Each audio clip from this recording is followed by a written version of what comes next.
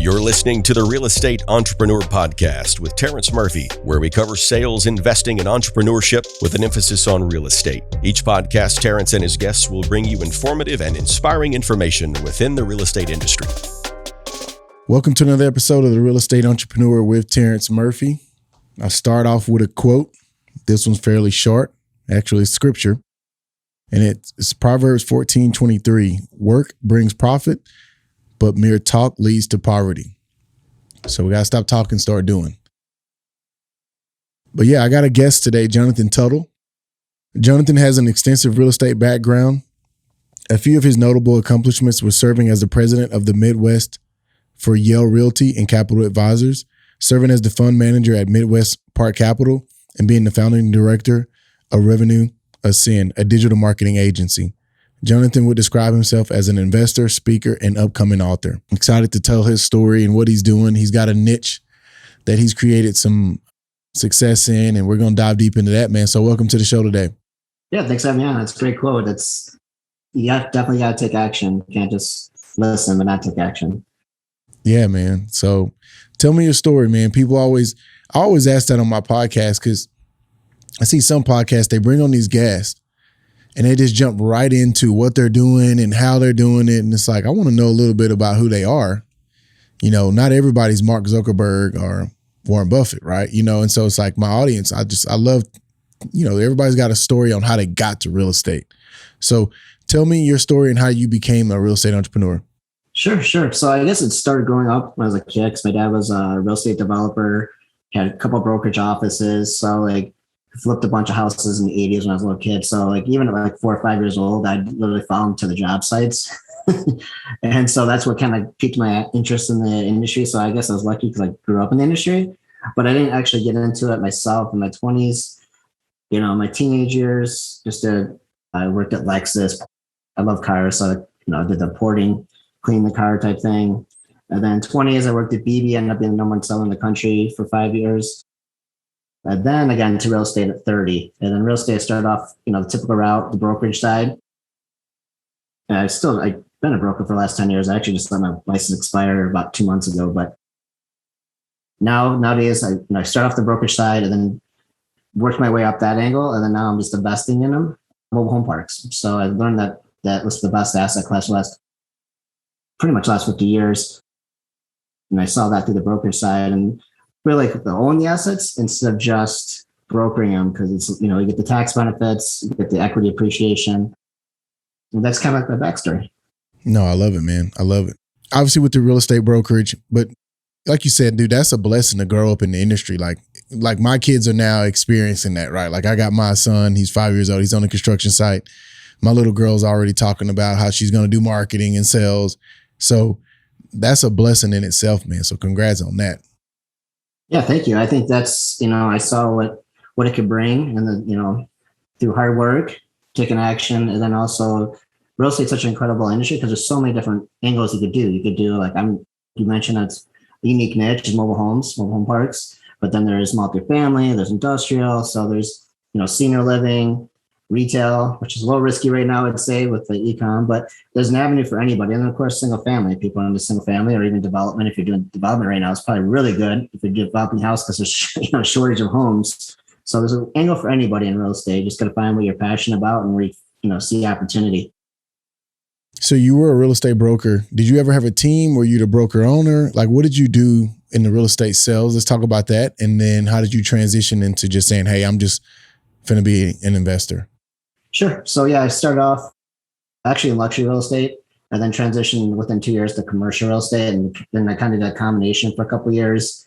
I ended up being the president of the Midwest for Yale Realty, which is one of the 3 biggest brokerages in the country for mobile home park brokerage. Then after that, I started the fund, or I started working on buying it because I saw the opportunity. I want to have something when I'm not working, bringing in cash flow. And then right after that, I became the vice president of Miller Chicago, which was the commercial real estate firm. So I kind of worked my way up to executive level, but I really was more passionate about actually owning it because nothing beats, like what you said, you mentioned Warren Buffett and Zuckerberg. You want to have income that comes in when you're not working. That's the only way you're going to get ahead. And how do you do that? Brokerage, you're still working, and you still, even if you have a team, you still have to manage those people. When you actually own the asset and you have asset managers and stuff like that, it's a lot less work, in my opinion, than actually going out and brokering. And even though you get, some nice checks and big, nice checks, but like, I love the cash flow owning real estate. And I love the fact that the tax benefits, you don't get the tax benefits, like specifically in mobile home parks, we have, which I go in detail later, but some of the best tax benefits of all real estate. And so all those things just kind of just add up and made them, I'd rather, build wealth than just have a commission check, every month. So I just saw the value in that. And plus, after being a broker for 10 years, I get kind of sick of it. Well, you hit it on the head, man. We all hit that wall, right? And for real estate agents, we get fired when we do our job. Literally, when, you help me buy a house. Hey, great job, Jonathan. Give me my keys. You're awesome. Hug, closing photo, bye. Yep. And so I'm always telling real estate agents, it's great for cash flow. Yep. But take that cash flow and do something with it. Yeah, that's a great point. I see that. I'm like, you see some brokers, what's the quote? I forgot it is brokers who only broker go broke. One of my mentors said that. And he's like, and he was that president, or like the training for all of Spirit Band National. He opened like the West Coast office, California, New York, Chicago. That was before I got into realty. So I've always had really good mentors. And you see some of those guys have been, brokering for, 20, 30 years. But like if they would have taken some of that cash flow and invested in maybe start a construction business or bought some properties, they could be able to not work. And you see this guy stuck it basically becomes a rat race because they didn't save the money. And so are invested into actually the asset they're selling, which I don't get that. I really don't get it. No, it's tough because it's kind of like, I remember reading Robert Kiyosaki's his book, Who Took My Money, when I was 22. And he talked about the rat race, or just like, blind sheep just kind of following it. And once you get into real estate, the industry is not set up for us to build multiple income streams and wealth. It's set up for us to have a job. Yeah. And so I'm very passionate right now. Like you'll see that I'm really talking a lot about realtors having multiple income streams, retirement. We don't have healthcare. We don't have 401k. We don't own anything that pays us when we're not working. And it's a tough industry. So man, congrats on making that transition, first off. So when you made the transition, let's dive into it now. Why did you choose mobile home parks? Yeah, that was a great question. And there's kind of to your point, there's three types of wealth. One is liquidity reserves, which then there's cash flow. You want to be in vehicles that bring in cash flow when you're not working. And three is actually wealth production and multipliers, and that's actually owning the asset. So just kind of hitting the head on that, just really focus on having those three if you really want to be wealthy. Hey, Jim, before you jump forward on that, can we break that down for our audience? Those three, I want to dive into those a little more real quick, then we'll jump. So I think that's some really good wisdom. One of my mentors, one of my mentors told me this. And so it's basically, the first part is liquidity. So cash flow for emergent situations, after 45 years old, I forgot what percentage, but you're going to get sick at some point. So you need that cash flow reserves, especially if you're a broker and if you don't have a team and you have a big 6-figure medical emergency and it wipes out your savings and you don't have cash flow coming in because you're not working. This is why you need that reserve. Number two, you need a vehicle, and if you're a broker, maybe even invest in another brokerage or start your own brokerage. You have other people or you have your teams. You have another vehicles, different type of business online right now. You could do, like I have an info course here. I could talk about that, but like e-com stores, other types of incomes, or buy another business. I'm looking to buy HVAC businesses and plumbing businesses for cash flow. And when you combine a couple of those, this is kind of a little tidbit for people to understand. You could buy HVAC and plumbing businesses, SBA loans financing 90%. So you only have to put 10% down, which is like real estate. You're usually putting 20, 30, especially when you start buying multiple properties or if you're getting agency debt, but only 10% down because it's backed by the real estate. And so you're getting from day one, a business is doing $200,000 or $300,000 a month of cash flow, and you only have to put 10% down and it pays for itself within the first 6 months. So, and if you put 3 or 4 together and you could sell it, you buy them at 3 or 4 multiple, you could sell it at 7 or 10. So that's kind of like showing you the cash flow vehicle. And then the third is wealth multiplier. And wealth multiplier, that's going to be commercial real estate asset classes because you get the tax benefits. Traditional commercial real estate depreciates at 39 years. Multifamily is 27.5. And then the land improvements, people know this in mobile home parks, is 15 years. And that's about 75 about 75% when you acquire the park is land improvements. So you get the tax benefits, and then obviously the tenants, whether it be retail, industrial, multifamily, assisted living, they're paying your note and building and paying your profit. So they're working for you basically, paying down that note. And then so you get that multiplier, just like if you bought a single family house and kept it for 20 years and you pay down that mortgage, same thing. So now you have the equity multiplier. You put in $1, and then typical commercial real estate asset class will do 2.5, 3x multiply over 7-10 years because you have the people paying down.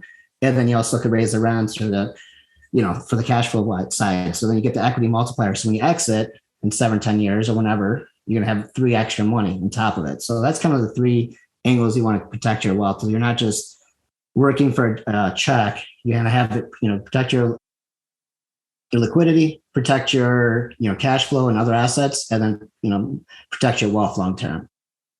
Love it. That's awesome, bro. And you can tell it just flows out of you. At this point, it's just natural, right?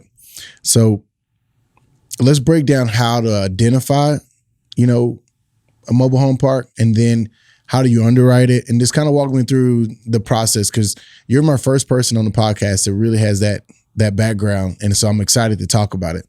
Yeah, it's a hot niche right now too. So we have 2 things. I have a fund, and then I also have a course. I've been in the space for 15 years.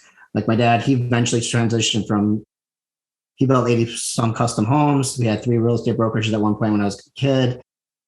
And then also just all kinds of other development, other asset classes in commercial real estate. And then we got our first park, but he kind of put me into it. But 2005, end of 5, early 6. And then we know what happened in 2007, 8, and 9.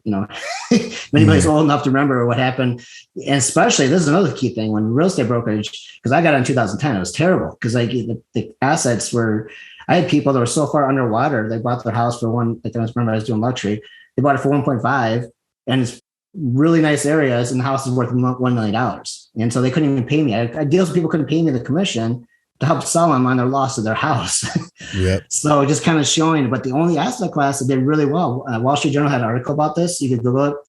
The best performing asset since the last housing crash was mobile home parks. So actually always gone up. So when everything hits the fan, it's the last affordable housing. So to give people context, a normal mobile home parks are like $300 to $400 lot rent, and in all-in costs, maybe $500 with all insurance, everything else, taxes. And once a really good thing too about mobile home parks or mobile homes specifically is the taxes for the residents is super, super cheap. So like the average rent right now for apartment building, I think is $1,200 national. But if they're living for $500, even if they're making $10 an hour, they can afford their rent. And so that's why in people that lose their job or they just have little savings, it's that vehicle that protects them so they're not homeless. And so you're really serving the affordable housing need and really helping people, and they're really appreciative. If you take care of the park and you have rules and regulations and you maintain it and keep the residents happy, they're really happy when you walk through the parks because they know that this is the cheapest form of housing. And then you took all the risk. Well, it's not much risk at all, but acquiring the park and you're paying the bulk of the taxes, the real estate taxes, and so they have a place to live for a couple $100 a month. But in regards to underwriting a property, the thing with mobile home parks, it's a weird anomaly. So right now, it's like I said, the last 12 years, and actually the last 50 years based on bank data, it's been the best performing real estate and the lowest failure rate. And right now, it's like a mad rush of people coming in from multifamily, retail, because they heard about it and they think it's similar. It is similar in some concepts, but you're really dealing with mobile homes, even though they don't really move, but they're actually basically like cars. You have VINs and titles. It's not like regular real estate on your land. So you have oddities in that regard. So one thing you really have to look out for, most of the parks were developed in the 70s and 90s. Very few are allowed to be built nowadays. So the majority of the parks you're going to see are going to be older. So that means older infrastructure. So you got the things underwriting a park is the keys. You have to drive through it. You have to do your due diligence. And that's the biggest part. And the due diligence key factors would be, you want to have a rotor-rooter go under the pipes to see the water and sewage lines, because if you can't see, there's cracks, and that's going to be a couple $100,000 expense. And that's, you're buying $1 million. If it's only $1 million park, that's 20% of the asset. Wow. You're going to be in a bad situation. So check the pipes, and you have they put a little car in there and they ride through it and they video and they see if there's any cracks or anything wrong with it.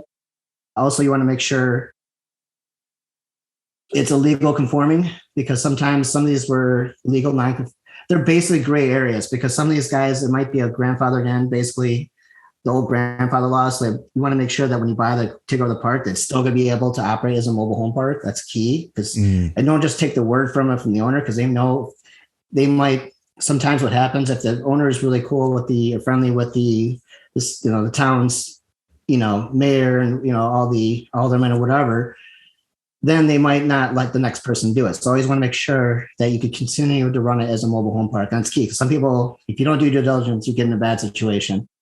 And also we want to see the lot size. If you're going to put new homes in, some of the older homes, the 50s, 60s models were a lot smaller at that time. And then from like the late 70s, from 76 on up, it's HUD. They have to be HUD certified. And so they're actually a lot bigger houses. And the old homes back in the day, the 50s, 60s, were like 8 feet wide. So it couldn't even fit like it's tiny. It's like a tiny home. So, obviously, tiny homes are a popular thing nowadays, but most people prefer to have a king size or queen size bed. So understanding, see the lot size and see if you could fit the newer homes on it, if that's the type of property that you want to acquire. And then also you want to look at the trees. That could be an issue because if they fall down, collapse the house, be a liability. So that's a cost, roads. And then just verify all the rent roll. And then any park-owned homes, definitely walk through it. Because you'll see some crazy, they'll be like, oh yeah, the home's really good condition. You go inside and it's been it looks like one of the episodes of Hoarders. Yeah. It's pretty crazy. Not all, but you see some stuff. So it's just really coming down to just verifying everything and then just verifying the cash flow. And then it comes down to your financing. So right now, just to give you context, it's gotten such a competitive industry because traditionally we'd be 7 to 10 caps. And so it's that was back in the day, 5 or 7 years ago. Now we're seeing some California assets, West Coast stuff, and then 2 or 3s. 2 and 3 caps on mobile home parks? Yeah. Wow. Basically some of the lowest cap rates of any real estate right now. Stuff that was depends on the area, and all depends on the area. Because everyone knows you can't really develop new ones. So you have a supply and demand economics working to you, and you have about 60 to 70 million Americans in the affordable housing. And then plus there's a shortage of housing, and housing has gone up drastically on the other side of it. And so you have everything that would be all these trends and all these laws work to the advantage of the mobile park side. So it becomes a really, really attractive asset. But stuff in the Midwest, like for Midwest Park Capital, we like the Midwest because the cap rates are still a lot higher, and it's the coastal stuff is where the big funds, private equity goes. In the Midwest, the cap rates are a lot higher. So if you have a 3-point spread from your financing, so if you get a finance rate, banks are actually financing the low 3s. And then Fannie Freddie, which in the last 5 years has to allocate about 37% to it's called the Duty to Serve Act. And so that really brought in all these big investors because now Fannie Freddie have to lend on affordable housing, and we're the biggest recipient of it. So if you get a 3%, Fannie Freddie type financing, which is incredible. If you get a park at 6 cap or low 6s, you're going to get a cash in the teens. And so those type of cash from day one are incredible. And then the average tenant since 14 years. So compared to an apartment where the turnover is about 60% every 3 years or 2 years, you have a tenant that stays for almost 15 years. Because the cost to move a mobile home across the street to another community is $5 to $10,000. Because of all they have to get special trucks. It's not a pickup truck. It's an actual, wide load trucks. And they have to the plumbers, everyone come in, take everything, unplug everything. So it's a really, really expensive cost to move a mobile home. So that makes another reason why it's such an attractive asset. Even though it's called mobile, they don't really move. And so that's kind of some key takeaways for, how to underwrite and what the value is for the parks. No, that's really good information. So for the person who's interested in mobile home parks, where would I start? What would you suggest that I even start looking at? Yeah, well, you got to segue right into my course coming out. The course is actually about mobile homes, how to flip. It's really, I want to serve because the fund is for accredited investors, and people aren't familiar. You have to be $200,000 a year by the SEC, the government, or $300,000 married, or have $1 million liquid, not including your house. And so 88% of the population doesn't fit that. And so I have people coming in from all these different podcasts and everywhere in Google and media. And so I want to have a solution for people who want to get involved in space because it really helps, if we're not, keeping these mobile home parks as percentage get closed every year, if we're not fixing up the older homes, they're going to be replaced with newer homes. And it's going to really, really helping people, one. And then two, it's a great industry because it's a pretty blue ocean. You're not competing like I always say, if you see single family flipping, well, what's on TV? There's like 20 shows how to, single family flip. How many do you see for flipping mobile homes? If you don't have to, everyone goes to those, seminars and there's 500 people in the room in the same area. You think it's going to be easy to flip homes. No, but nobody else is doing mobile homes really. So it's a really blue ocean. So we have like the course, to give you context, I'm the only one that's been in the space for over a decade. Other courses have been out, the mobile home flipping courses and wholesaling, people in the last 2 years. And their courses are 4, 5, 7, 12 hours. Right now I'm still recording content. I'm at 21 hours and still recording. I'm the only one that has like step-by-step price walkthrough. I have every contract, every 50 state exact process. And then I have bonus section, how to get your first park, and I have the due diligence. I even have contracts. I did that. It's the most encompassing course ever in the mobile home side. So I just want to have it. And that's why it's going to be probably 23 hours of content, and plus every contract you'll ever need. Plus we have a private Facebook group where it's going to be the people that are the bonus content. We have people that are on no other course. And it's like literally people from property management, from smaller park owners to like brokers. So I have everyone's perspective and how to, from A to Z, how to learn how to get involved in the industry, how to flip and wholesale some mobile homes, to how to get your first park. And that's free. Most people would charge another 4 or 5K just for how to buy the first park, and has a due diligence, even has a contract. So I wanted to have like a solution. And I think that's probably your best bet, because it's A to Z, step by step. It's been a year in the making of me recording content. I thought it'd take like a month. And I'm like still going at it. I'm like, it's like crazy. I'm actually really proud of it's kind of like the analogy is kind of like on Kanye. I'm a big Kanye fan from Chicago, but recording like an album, I feel like I'm recording an album, and then I have to like promote it. It's like crazy. Yeah, it's a lot of work, bro. I'm actually working on an online course right now, and it takes time, Yeah, a lot of. And when you mention it, people are like, when is the course? When is the course? I'm like, man, I'm working on it. So, but where can people get more information on that course? Is it out yet? Is there a website? Or are you going to have it on Kajabi or what? Yeah, great question. It will be. It's going to be called. There is a website now, and they can sign up. It's the Mobile Home Wealth Academy, just how it sounds. I got a PR release coming out for it, and then I also have 2 funnels that are done. But Mobile Home Wealth Academy. And I think it's going to be super game changing, because right now it's one of the hottest niches in real estate. So you get step by step. And then I know some students are going to get their first park. So it's going to be kind of life changing. And we also have contracts, how to get your first park with the seller's financing. So some of these guys are going to be doing boots in the ground, flipping the homes. They're going to build a relationship with the owner. And they're going to be like, hey, you know what? I was you 20, 30 years ago. Do you want to acquire this park? We have the contract, we have the script, we teach you how to talk to them. Some people will get their first park with no money down. That's going to be, they're going to basically get $1 million plus asset with no money down. So we show them how to do that too. It's going to be pretty crazy to see the stories when people, take action. Man, I'm proud of you, bro. Keep pushing. Okay. That's awesome. So you mentioned a couple things for someone who's, like you said, taking your course, and they'll get this, right? But what do I actually own if I own a mobile home park? What do I actually own? Ideally, you want to own just the land, and then less of the homes. And then the homes is another model. So like when you first get, like when you're flipping homes, you could rent them out for cash flow, but when you're buying from the park side, you can do both. And that could be another arm for an angle for a profit cycle. But banks preferably and lenders prefer that you own less loan, because it's more liability. But we teach people how to make it as a not a liability, because we're showing them how to cash flow it. And so basically you want to own the land, and then the tenants, when you're buying parks, you want to have less of that. And plus, when you own the park, you could actually remodel them and then make money on that too. So you would actually have 50, 100, whatever, how many 100 units you have.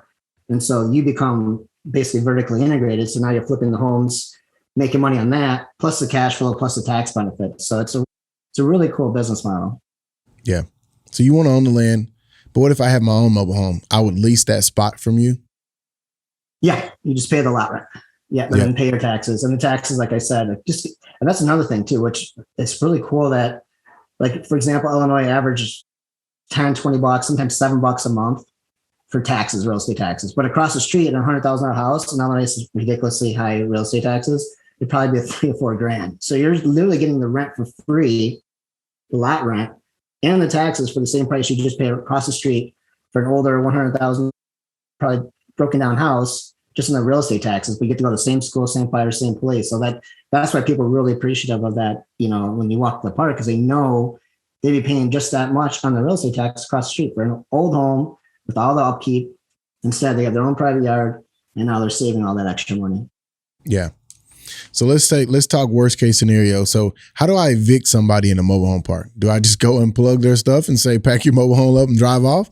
Or do I take the mobile home park from them and now I own it?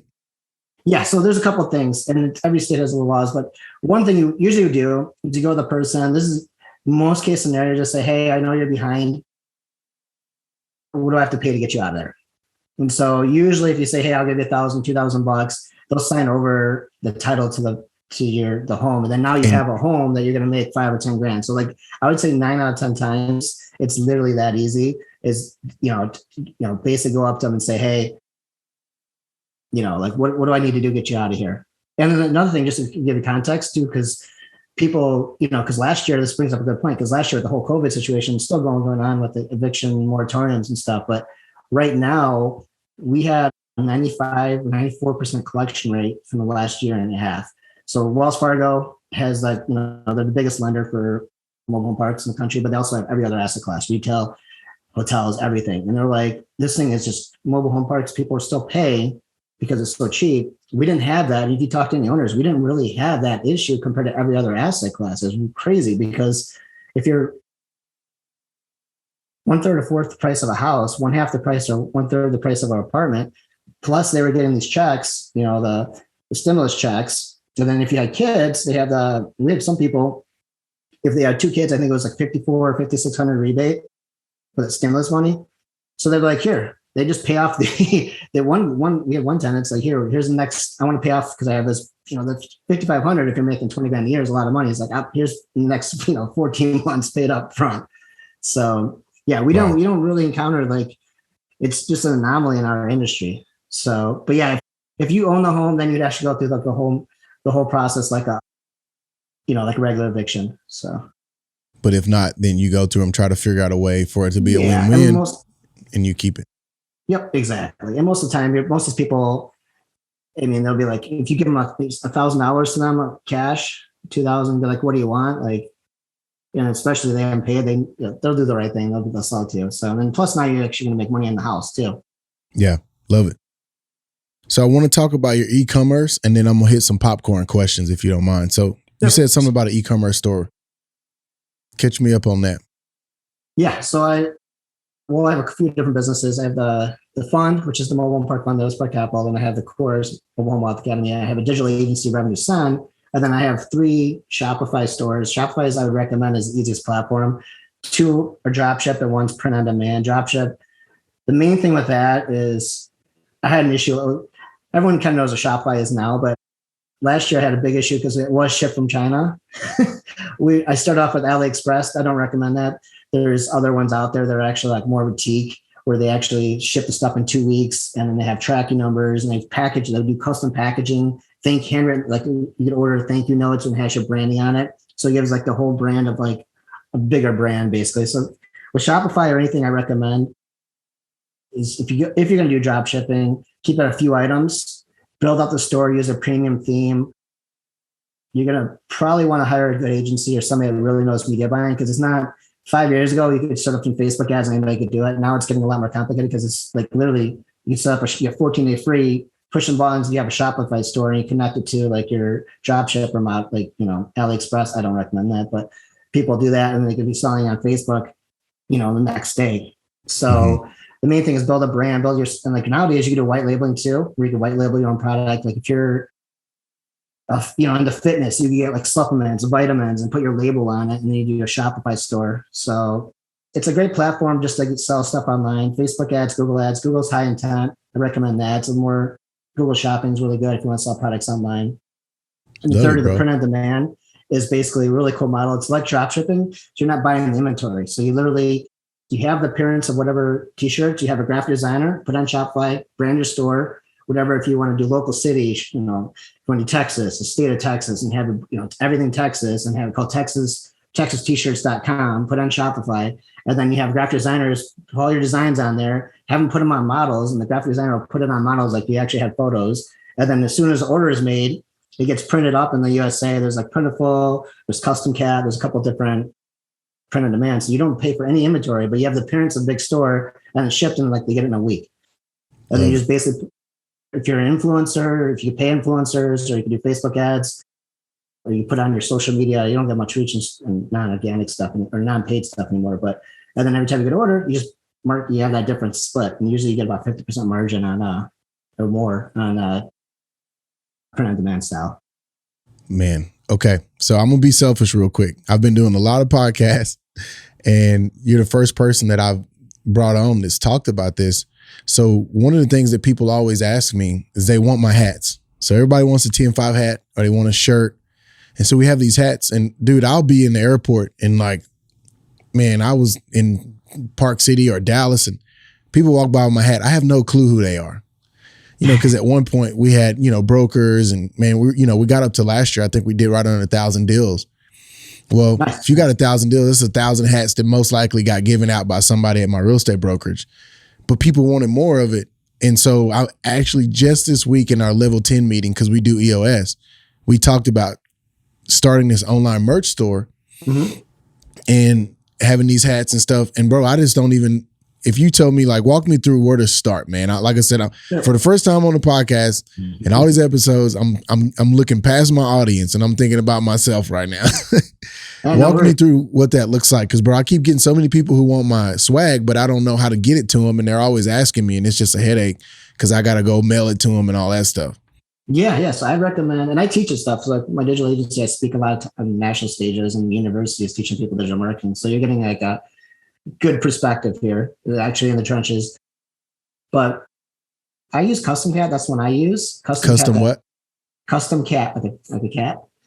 CAP. And then you would go to Shopify, set up on Shopify, the 14-day trial, it's free, or it's like usually like $30 a month. Even like Kylie Jenner, her store is on Shopify, but she uses like a really high level version that's like $2,000 a month because of so much traffic and the hosting. They need all that extra. But an average person could start with $30 a month plus whatever apps you want. And then Custom Cat, you pick out basically what you do. Usually you would have your web developer or somebody that's familiar with Shopify, get a graphic designer.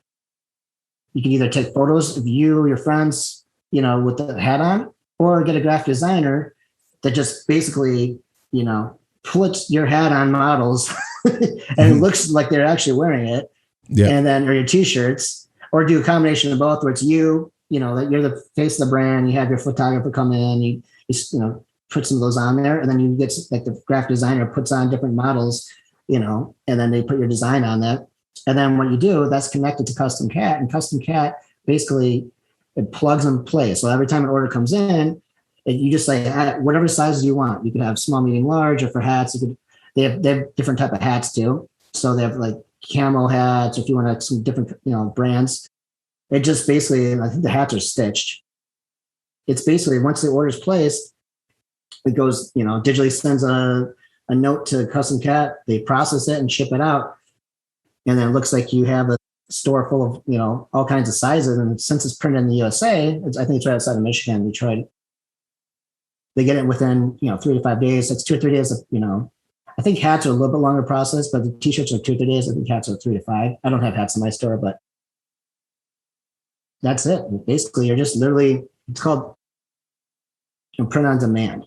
And you can print on demand is a website. That's what's the name of what it's called. Okay. So basically, you set up the store, have your photos of the items connected to Custom Cat or whatever, Printful. There's a couple other ones. But spell that out. Custom Cap or Custom Cat? Cat. CAT. Oh, that's what I was saying. Custom Cat. Yeah. Custom Cat. And then the Printful is just how it sounds as well. Print a what? Printful. Spell that for me. Look up you could look Google Shopify, print on demand companies. But I've used Custom Cat for 3 years, and they're quick. They have good customer service. If there's like an order, if something's sold out, they're usually pretty quick to get something. Like it might be in 3 or 4 days. It's not like it's sold out and you have to wait a month and your customers, because they're shipping it from the US, people don't mind because they're getting it within usually a week, or max worst case scenario. If it's like sold out and they had to restock it, it's like 10 to 14 days. So it's still really fast. Yeah. We just didn't want to be in here like having all these hats and shirts, and instead of a real estate company. We're in here being a hat company. And so if you told me to like hats, shirts, what would you say like the top 5 things if you're trying to have, because with the podcast, like I want to be able to send you guys a gift in the mail for being on the podcast. Like, would you say hats, shirts? What are the other 3 kind of items that you see people do? Sweatshirts are, you're in Texas, but in the Midwest, when the winter comes around, you want to throw on the sweatshirts, and those have good margins. People will pay that because it's thicker fabric. Yep. And, real estate, a lot of people use like pens and, obviously you have like Vistaprint, you can do all kinds of like, logo stuff, but that's not a print on demand model where you actually have to individually place the order. The cool thing about the print on demand is like, you just say, hey, go to my website and then order it. And then it's all automated. It's literally automated, the entire process. You're not, and like you said, you're not a hat company, so you don't have any inventory. So it's literally just how much you want to market it or how much traffic you want to buy. And then I put an X amount of dollars and I got this, here's my margin. That's it. Here's my ROAS, here's my margin. So you don't have any inventory. So there's no way besides ad, if you're growing traffic, to be not profitable, basically. You're not going to be worried about like, I bought 300 hats and I sold 100 this month and I have this velocity or 100 hats per month. I'm not going to get my cash flow back until the second month because I sold 200. So immediately cash flowing positive. Yeah. Sweet, bro. Do you have a class for that or somewhere that we can send our audience and myself to go to? I'm thinking about it because I'm doing a new course for HVAC because one of the things I'm trying to do is vertically integrate. So my agency, I do my agency. So I speak a lot. I've had some pretty high profile celebrity clients before where I ran their Google and Facebook ads, but I kind of brought that down where I'm just taking a couple of clients at once, or I do like consulting, where if it's 1 or 2 days I come in or virtual. And then I have a course I'm coming out for HVAC owners in plumbing, teaches them like, we're doing this really unique kind of game changing because a lot of people, those type of businesses, a lot of times they do around 2 to 3 million in revenue, but they don't want to pay an agency $2,500, $3,500 a month. So I'm saying, hey, for the cost of 3 months, you never have to use an agency again. We're going to set up your ads, tweak them, and then we're going to show you how to do it yourself. And then we'll have a private community. So basically, and I know my costs, what it costs to acquire a customer, my sales, my ads to acquire a customer, and then my labor for them to set up. But then for them, the value is now after 3 months, you got to save 30, 40 grand a year. And then I'm literally showing them, and I'm already setting them up. So it's kind of done for you with the educational component. So I'm probably going to do some more stuff like that because I think the feedback's been really positive. It's going to, some people are getting a little agitated because I'm kind of, going against the grain and telling me here's how to do it. But like the ones that do, spend 5 or 10, 20,000, 100,000 a month in ads, they're going to hire somebody to do it full time. But 80% of the people that are underneath that, they only want to run $1,000 of traffic and you want to get an extra $20,000, $30,000 in revenue. This is the solution for it. So I'm coming up with some more solutions. I might even come up with some more courses because now that I know how to do it, it's coming faster. So I'm not only do I have the academy, but I also have the HVAC marketing accelerator. So that's, I'm doing a lot of courses right now, just kind of giving away the secrets, basically, pulling back the curtains. I'm interested in that too, man. I own a plumbing company, obviously, in construction, and the list goes on. Yeah, dude. Oh, that's awesome. Yeah, I love that niche. So yeah, some HVAC marketing. That's on RevenueSend /HVAC, HVAC. That landing page is set up. But yeah, that course should be coming out in 2 weeks. I had 3 agencies. I have my agency, I had 2 other agencies. So we have 3 different perspectives of people that actually do lead generation. So it's kind of cool. I had 2 other partners. And then we basically break down how to, scale your business. And we show you everything. If you're plumbing, we show you how to sneak on your competitors' ads. We also have how to set up a copy, how to tweak the ads. And then we also show like traditional ads too. So like marketing. So I go a little bit on like how to do the blimp billboards, which is like basically digital billboards, which are effective if you have a local brand for just brand recognition. I show people how to do the Comcast ads, the TV ads, which is only, you can start up for $500. People don't know that. And then also every door direct mail. If you're doing a lot with mailers, real estate guys are familiar with that. Yeah. But a lot of HVAC guys don't take advantage of that, or plumbing guys. Like people don't understand this. Like the post office has a promotion marketing that if you pick out certain streets, certain areas, the cost to send mailers is drastically lower. So just have a really good call to offer, send to your website, and then you follow them around digitally, with retargeting and ad roll. And then you also have the high intent ads on Google And then on top of that, you get a couple digital billboards in your area for 10, it's like 10 cents or 20 cents for a blimp. And they're like, wow, you're everywhere, but you're doing it in a really efficient, cost efficient way, in a measurable way. You could say, I put X amount in and I got this much revenue back. Love it, bro. Man, a lot of good content. So as we get ready to close, I'm going to hit you with some popcorn questions. I'm going to throw about 3 or 4 at you real quick, and then we're going to close with our final thought, right? So what's one thing you wish you would have known that you now know when you got into the real estate industry? That's a great question. I think the one thing I should have known, well, I experienced everything because I got in the worst time. I think the hardest thing was, I would say, the investor side.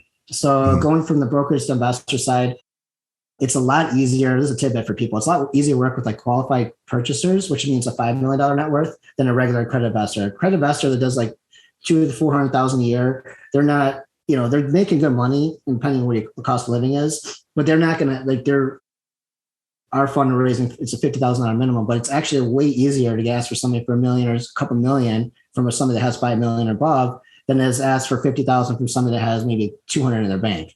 And so I thought the challenge for me has been the way we structure the fund, because our competitors are $250,000, $500,000, $1 million entry. We want to have like open for more people.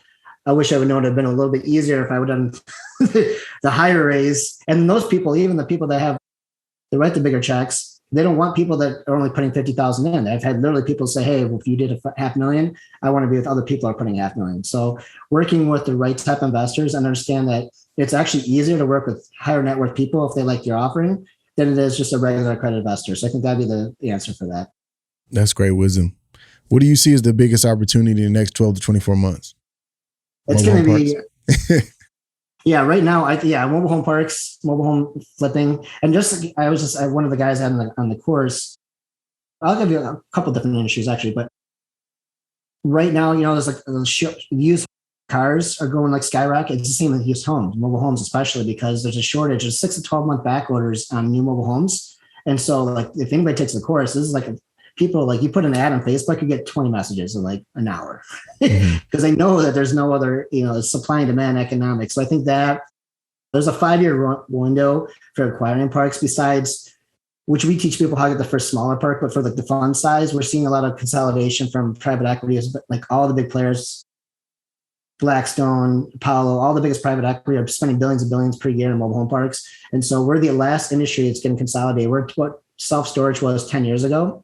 And so you're going to see the mom and pop owners getting these crazy offers and they're exiting out. And so that's going to be a 5-year run where it's not going to be, like I said, the cap rates are getting compressed. I think also industrial, because of e-commerce stores. So like having a digital perspective, I see why it makes sense, because industrial, you have all these e-commerce stores. You see how, Amazon, besides Amazon, anybody can set their own store. So industrial is a great niche. I also like, because 50% of approximately mobile homes tenants are senior citizens, but 1/4 of them, 70% have less than 30,000 in savings. That's another reason why mobile home parks are a good investment. And we know there's a silver tsunami coming. And what that means is over the next 10,000 baby boomers are retiring every day. So you take that data, we know 1/4 of them, 3/4 of them only have $30,000, but the other 1/4, they're affluent. And so where are they going? Assisted living centers. So I think assisted living and senior living is a great niche. And these are what all the stuff I'm telling you is how private equity is, making their move. So we're technically a small private equity firm with the Midwest Park Capital, but these are how they're maneuvering. They're taking the data, they're seeing this e-commerce, they're going for industrial. They see this, affordable housing, they're going mobile home parks. And they see the rich, the other portion, they're getting assisted living centers. So that's good. That's good, bro. And then what's the one book you recommend? If there was a book that you wanted to recommend, because we always tell our guests to bring a book to recommend to our audience to read. Oh, yeah. So here's a tip. So what I did, I never used to read. My dad used to give me books when I was a kid all the time. I'm like, oh, and I don't want to read. He was like very studious and always wanted me to read. And I'd be like, no, I don't want to read. I don't want to read. And then just to give you context, nowadays I use Scribe app. It's $8 a month. Compared to Amazon Prime, whatever the book thing is called, you get unlimited books. They actually throttle you after you listen to too many books. If you're doing like 8 audiobooks, they'll kind of make them disappear. But for $8 for $1 a month, it's crazy. They have pretty much everything on there. So I listen every time I work out, and especially when you're doing cardio, it's boring. Throw on an audiobook, and the average audiobook, 6 to 8 hours on regular play. So if you're doing an average CEO reads approximately 50 books a year, you're getting one, and you work out 4 or 5 days a week, you're getting a book in every day, and it's audio. So you're doing cardio and you're also absorbing more because your blood flow, and they actually do like studies on that. But the book, I would say that I read 115 books in the last 2 years, or actually a little more than that now, but my favorite would probably be 0 to 1 from Peter Thiel. He's the founder of PayPal. And it just really shows you how to look for opportunity and just being like an entrepreneur and just seeing opportunity where others don't see opportunity. It's very, very well written. And he's a billionaire. There's the articles that if you look at it, if you Google him, he took his IRA and he made billions off his IRA, I think, or something like that. Everyone's like, how did he do that? This got to be illegal. But he says, that's how brilliant he is. So I love it. Final thoughts, man. Thank you for being on the show. Thanks for all the content. What's your final thoughts for our audience? Sure. Yeah. Well, thanks for having me on. And where can people find you? Yeah. Thanks for having me on. We went through a couple different things. So we have Revenue Send is my, digital marketing agency. So if you guys are running ads or stuff like that, we work a lot of help. We scaled it down to more one-on-one, or we do consulting.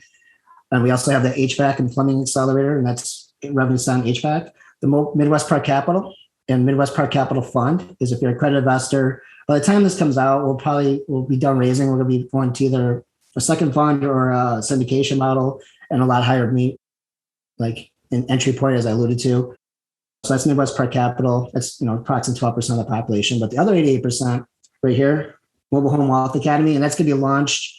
Actually, the video editor, he's like, how many videos do you have? I'm like, just give you context. I'm like, because I told you it's 21 hours plus, about 23. I'm like, I got like 60 videos so far. He's like, 60? It's going to take me, I think he would have like 10. Yeah. So he's got the intro and outro video and the logo and all that stuff. So it's going to take him about 2 weeks. So probably first week of September. It'll be out regardless. If I have to drip some of the content. Sweet. And that's it. Or Jonathan Tuttle on Facebook or Instagram. Man, thank you again, bro, for being on the show. Let's stay in touch. I'm going to reach out to you with my team to talk about the e-commerce, the plumbing, and all that, man. But thanks again, bro. Yeah, my pleasure. My pleasure. Thank you. Great job. Thank you for tuning into this week's episode of The Real Estate Entrepreneur with Terrence Murphy. Please subscribe on whichever platform you are listening and consider leaving a 5-star review, as that will help us gain traction and continue to bring you knowledge in the real estate industry. For more content, head over to terrencemurphy.com.